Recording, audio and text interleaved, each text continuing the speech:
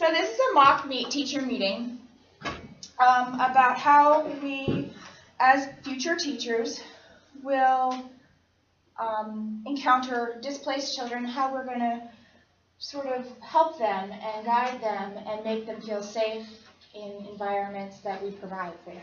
And how we can improve our own teaching to do that. Yes. So we have come up with some questions that we would like to share the answers to as sort of a brainstorming meeting. First question is, just like the children that we've read about and that we have presented to you, we are going to come in contact with students that are displaced. What type of displacement situations might we encounter as future teachers for these students? We might encounter kids from abusive homes or foster homes. Yeah. Kids that have been displaced due to natural disasters. Students who have been adopted or in foster care or in DCF custody. Yeah, Megan touched on that. Refugees, we have a whole slew of children who are refugees from families in the Burlington area. How might we accommodate them, through our teaching? We just need to understand where they're coming from. We need to have some sort of knowledge of their situation.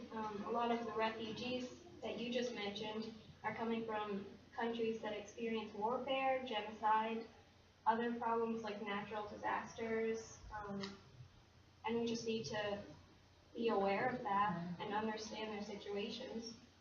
And I think developing good communication with their families and working as a team is important. Yeah.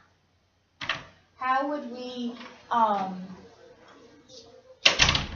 My son made a 3-pointer.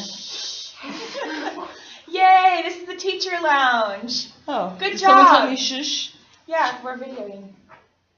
Yeah. You are? Yeah. So anyway, we're just having a teacher conference. It's okay. Sorry. It's all right. So, in these super sensitive situations, we do need to become, part of the family pretty much. But what if they resist? How would we help them? Maybe point them in the direction of community resources. Yeah. So for the second question on this questionnaire here, for some students, school can be the most stable and secure environment, offering structure, resources to help overcome certain traumas, such as the refugees or displacement because of natural disasters, etc. How can we as teachers help them rein in their academics, social, and emotional feelings? And how can we strategize? What kind of strategies can you use to help these children become comfortable in the classroom? You can use, take some ideas from their cultures and tie it into what we're learning in the classroom. Mm-hmm. Help the other students embrace their culture as well. Mm-hmm. Teach that tolerance so that everyone is comfortable and no one is at risk of feeling alienated. I have an example. I went to a Creative Arts Center camp in New Orleans, and there were some African students there, and as part of sort of an assembly or an afternoon session, the director of the camp brought in an African dance and music group called Kumbuka. And I still to this day remember it, and we identified with these children who obviously were not from the United States, and they felt like they were special and they wanted to share their culture with us. So I think sharing their culture and identifying their culture and who they are and bringing it into the classrooms. And letting them know it's okay, that they're from somewhere different. Yeah. That we all are. Yeah. Like we talked about in class, there's not just that one step path to success. There's a lot of different ways you can get there. Many different ways, infinite. So, teachers can also be affected emotionally, as we all know, by traumatic experiences from their children, from the children they teach. What can we do to ensure that we still maintain a healthy role in our students' lives? Reach out to our other teachers. Yeah. Know that we can discuss things with each other, ask questions, look to each other Learn for from each support. other. Exactly. Yeah. So, we have to like the Bronson-Brennan model.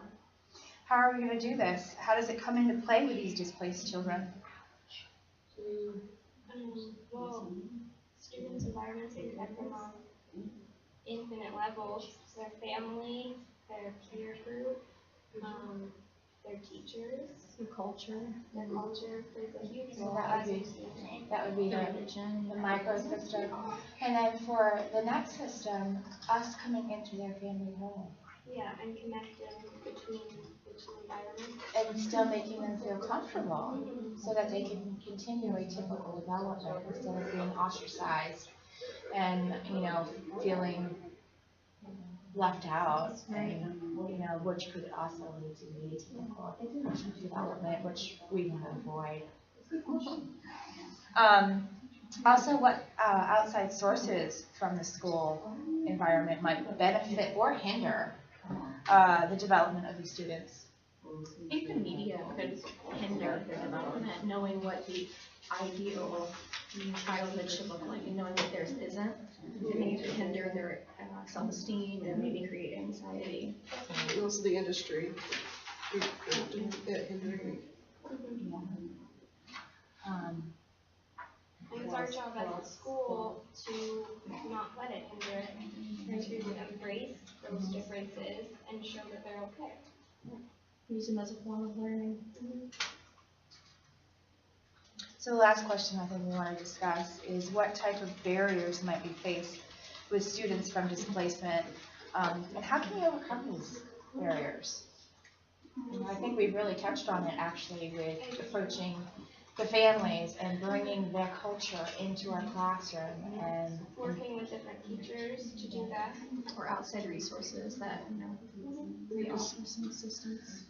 Some of the students might actually have trouble understanding English or writing English. So. Yeah, bringing in speech specialists. Maybe even find different ways of communication within the classroom.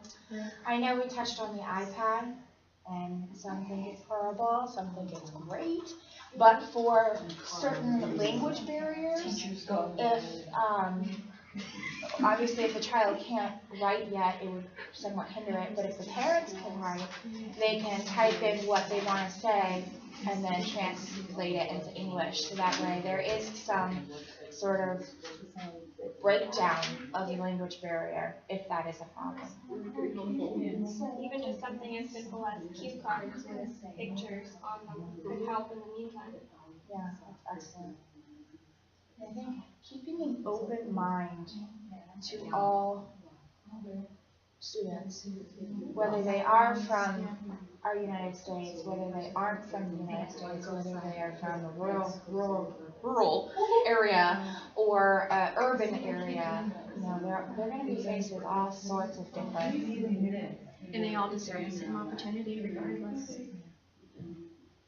So I think we want to wrap this up, and we brought in a little saying here which says, teachers who love teaching teach children to love learning. And I believe that this is true for all children. Yeah, most definitely. All right, thank you.